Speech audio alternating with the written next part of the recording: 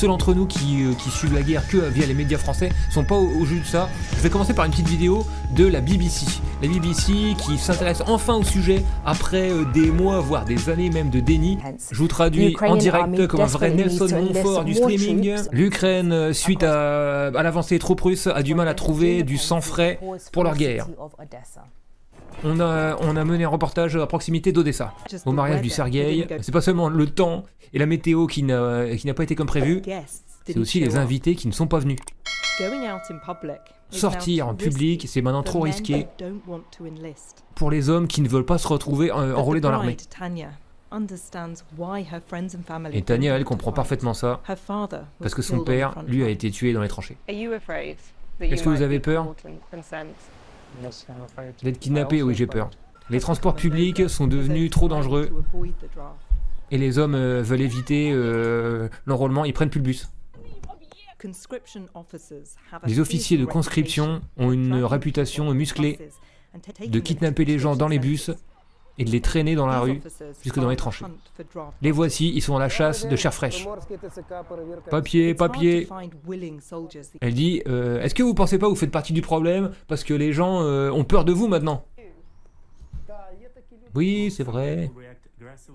Les gens sont agressifs envers nous. Les gens sont agressifs envers nous. Ils se cachent. Ça arrive souvent. Je ne pense pas que ces gens étaient bien éduqués. Putain, mais quelles ordures ces gars. Quel larbin du militarisme. Derrière ces murs, des hommes se cachent, en ce moment même, où l'armée ukrainienne a besoin d'eux. Oh non, je vais pleurer pour Zelensky. Je vais pleurer pour BlackRock qui perd tous ses investissements. Ne quitte pas sa maison sans regarder sur les réseaux sociaux qui surveillent où sont les officiers de recrutement. Je ne sors pas de chez moi du tout, sauf si je suis avec ma fille. Parce qu'ils prennent pas les gens quand ils ont des enfants avec eux. Ces hommes qui se cachent, je le considère pas comme de vrais hommes. Je sais pas ce qu'ils attendent. Si on n'a plus d'hommes, alors l'ennemi va venir dans leur maison, violer leurs femmes et tuer leurs enfants. Oh non, t'as mis le cerveau lavé par l'armée, un truc de fou. Il y a de la propagande partout. Des affiches de recrutement sont partout dans Odessa. Le message, ensemble vers la victoire. Putain, mais non, non les gars, vous avez déjà des centaines de milliers de morts depuis le début et vous prenez une tôle face à un ennemi qui est 17 fois plus fort que vous parce que les Occidentaux ont besoin de les affaiblir pour leurs propres intérêts. Ils sont en train d'assujettir tout votre putain de pays en vous prêtant, en faisant crédit d'armes qui tuent vos frères de l'autre côté. Arrêtez immédiatement. Révoltez-vous, putain. Ce compte, il les recense pas mal. C'est... la police militaire qui est dans les rues de toutes les villes d'Ukraine et qui kidnappe des gens. Et souvent, c'est les femmes qui vont protéger leur mari, leur frère ou leurs voisins de ces kidnappings. Checkez celui-là par exemple.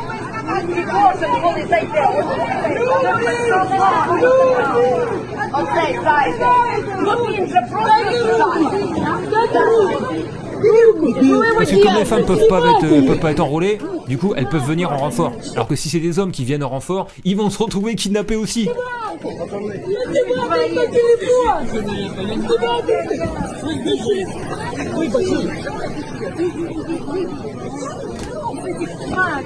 Et donc quand ils sont trop filmés ou quand il y a trop de monde, ils lâchent l'affaire. Parce que je crois que légalement en fait, ils n'ont pas vraiment le droit de kidnapper les gens. Évidemment, ils peuvent le faire si rien ne les arrête, mais légalement, tu vois, quand ils sont filmés et qu'ils sont reconnus. Mais c'est là où vraiment tout le peuple féminin d'une nation a son rôle à jouer contre les ordures et les chiens de guerre. Elles ont sauvé des tas de gens, des tas de gens. Et tu vois des meufs déterres qui se mettent au bras de fer face à des gros fachos de l'armée. Et qui les mettent en PLS pour sauver leurs hommes. Mortel de voir. Mais il y a plein de vidéos comme ça, plein. Genre sur mon ordi, je les stocke maintenant parce qu'elles sont supprimées de temps en temps. J'en ai récupéré une 40aine, facile. Babouchka. Ah ouais, en fait, c'est encore une grand-mère qui va sauver son petit-fils. Checkez ça. Putain, mais des kidnappings comme ça. Mais il faut réaliser ce que c'est en fait quand t'es dans un pays en guerre et que c'est une guerre pas démocratique, tu vois. Une oligarchie contre une autre.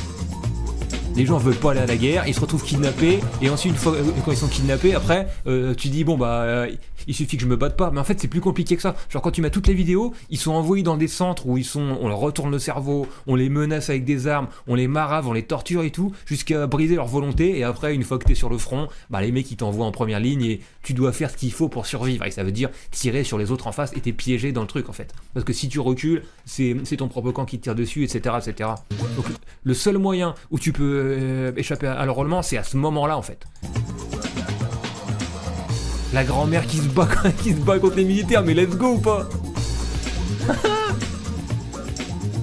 Olga, le cerveau. Et allez, ils sont défaits, rentrez chez vous, bande de fachos. Et checkez celle-là, donc le mec arrive à s'en sortir, bien ouais. Checkez ça, le genre de méthode mais sale qu'ils utilisent de plus en plus. Là c'est un truc, alors c'est raconté par un ambulancier. Grosso modo, un centre de recrutement a appelé une ambulance, sauf qu'il y avait personne de blessé, ils voulaient envoyer à la guerre les ambulanciers. Checkez ça! Est-ce que vous pouvez nous répéter ce qui s'est passé? Ils ont appelé une ambulance à une adresse et ils ont arrêté tous ceux qui rentraient dans le bâtiment.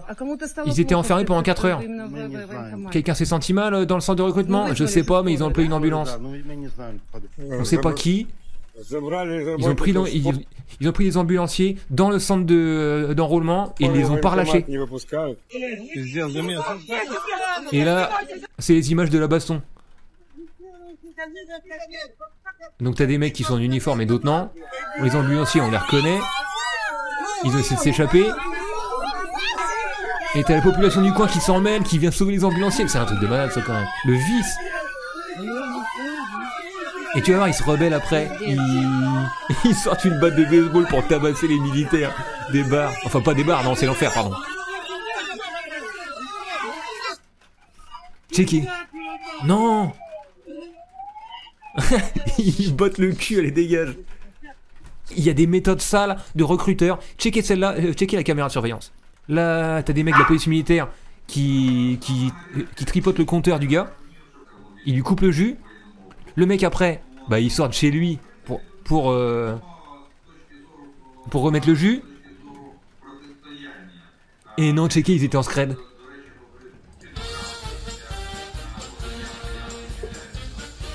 Et il kidnappe le gars. Son caniche l'a pas sauvé. Truc de malade ou pas? Truc de fou ou pas ce qui se passe? Et quand on sait que tous les partis de gauche ont été interdits en... Non, je vais mettre une musique plus dure que ça. Tous les partis de gauche ont été interdits en Ukraine, il reste plus que les espèces de Glucksmann du coin, tu vois. Genre on a vu une interview de militants de gauche ukrainiens dans Mediapart il y a quelques semaines. Ils avaient interviewé ce qui restait de la gauche. Et en fait c'était des mecs qui disaient « Ben notre espoir c'est l'Union Européenne, ça a l'air bien là-bas, allez il faut qu'on gagne la guerre pour rejoindre le camp occidental, c'est vraiment des droits sociaux pour tous et tout. » Et j'étais là genre « Non, faites pas ça, ne vous rejoignez pas !» Mais en fait, tous les partis communistes et un peu sérieux, et socialistes un peu sérieux d'Ukraine, ils ont été interdits parce qu'ils étaient contre la guerre en fait. Et pour suspicion, tu vois, de complicité avec l'ennemi. Et c'est pas fini, attendez. Là, il y a un petit docu de France 24, parce que les gens commencent à s'organiser plus ou moins contre ces groupes de kidnapping. Insultes et résistance dans les rues, avec les officiers de recrutement militaire de Kiev. Ils sont gentils, bien sûr. Ils ont pas du tout le Punisher des fachos américains sur leur t-shirt avec un drapeau ukrainien dessus, bien sûr. Ce sont 2 anciens soldats qui sont revenus du front. Et maintenant, ils servent comme officiers de recrutement de l'armée ukrainienne. Ok, on va vous donner un ordre d'enrôlement pour venir au bureau. Le mec, tu sais qu'il va disparaître, mais dans la minute après. En travaillant avec la police, il patrouille les rues de Kiev en vérifiant les papiers de conscription des gens.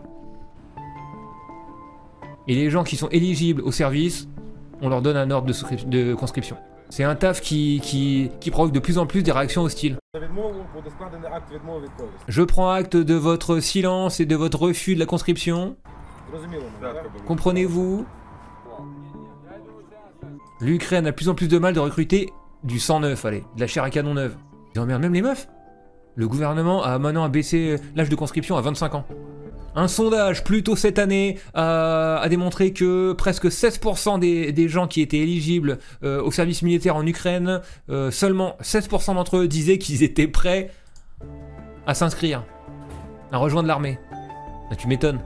Et donc on a quelques exemples maintenant de guérilla littéralement contre les recrutements forcés. Vous vous souvenez, au début de la guerre, il y avait plein de vidéos de Russes qui sabotaient le recrutement et qui jetaient des cocktails Molotov contre les centres de recrutement chez eux. Et ben maintenant, ça commence à se retourner. Et en fait, tout le côté, toutes les vidéos de résistance populaire, des civils ukrainiens dans les rues de Kiev par exemple qui se couchaient devant les chars et tout, c'est fini ça, on n'en voit plus du tout. Ce qu'on voit maintenant, c'est des gens qui réalisent que cette guerre n'est pas vraiment la leur, et il y a des actes de résistance contre les services de recrutement qui kidnappent des gens. Donc par exemple là, brûler les camionnettes de recrutement militaire. Donc là il y en a un qui a un papier qui dit ça, juste après on la voit cramer dans le quartier, une autre caisse de recrutement, ils foutent le feu. Il y a un petit mouvement de résistance en Ukraine contre les recruteurs, c'est sûr. Là c'est ça, à Odessa. Alors évidemment je comprends pas le russe ou l'ukrainien. Ces mouvements de résistance et de désertion, ils sont pas structurés, c'est-à-dire que tous les partis sérieux de gauche étant interdits en Ukraine, et je pense pas qu'ils ont pris le maquis, tu vois. Et du coup, les gens, ils agissent de leur côté, mais ils sont pas structurés idéologiquement contre la guerre. Ils ont pas ce concept de défaitisme révolutionnaire en tête, et c'est assez compliqué en fait. Hein. Mais, de manière velléitaire, ça existe. Il y a des gens qui foutent le feu. Et l'autre côté, il y a les gens qui essaient de fuir par la frontière. Ça, c'est vers la Roumanie. La frontière entre la Roumanie et l'Ukraine. Le secouriste roumain part réceptionner 2 corps retrouvés à 1900 mètres d'altitude par la police des frontières. Mais sur la ligne d'urgence, une conversation attire son attention. Je ne sais pas. J'ai tellement froid. L'homme égaré est ukrainien. Un déserteur de 21 ans, Dan Benga tente de le localiser. Il enverra 3 hommes à sa recherche. Après, quand les mecs ont réussi à passer la frontière, genre quand ils sont du côté roumain, ils sont sauvés, tu vois. Donc du coup, ils vont appeler les secours roumains. Mais quand ils sont encore du côté ukrainien, si c'est la police ou les militaires ukrainiens qui les trouvent, ils vont les choper et ils vont les envoyer au front. Pendant ce temps-là, après 3 heures de marche, l'équipe de secouristes partit récupérer les 2 corps retrouvés, rejoint enfin le véhicule de Dan. 2 Ukrainiens, morts dans leur fuite. Pas un jour ne passe sans un appel à l'aide ou une macabre découverte. En 2024, les arrivées illégales d'Ukrainiens fuyant la mobilisation ont doublé par rapport à 2023 sur la même période. Officiellement, les hommes ukrainiens âgés de 18 à 60 ans n'ont pas le droit de quitter leur pays, sauf autorisation spéciale en vertu de la loi martiale. Mais ici en Roumanie, les déserteurs sont en sécurité. Ils reçoivent un titre de protection temporaire, comme tout réfugié ukrainien. Enfin, jusqu'à ce que la Roumanie soit entraînée dans la guerre par l'OTAN. Mais bon, ça c'est peut-être une question d'année.